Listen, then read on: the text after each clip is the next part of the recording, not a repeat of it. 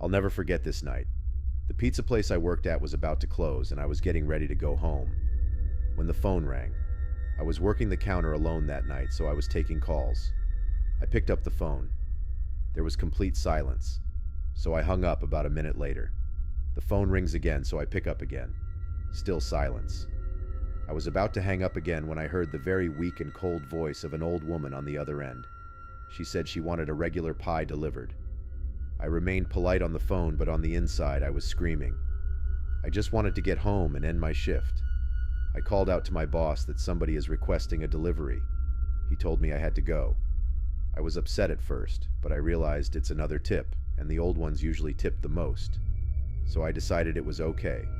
I took down the address and told her it would be there soon, but she had already hung up.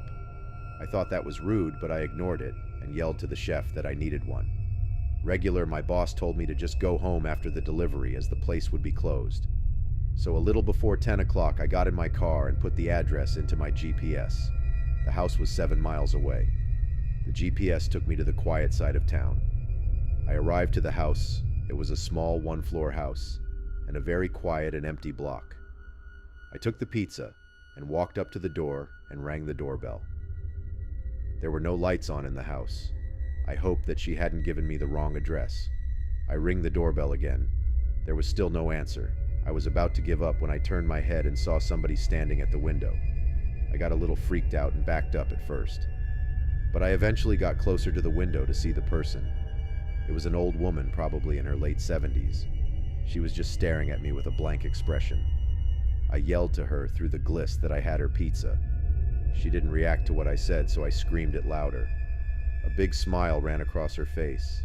Not a pleasant, genuine smile. There was a smile that sent chills down my spine. I still remember that exact face she made through the window. I decided that I was freaked out enough and got back to my car and set the pizza in the passenger seat. I had to text my boss about this.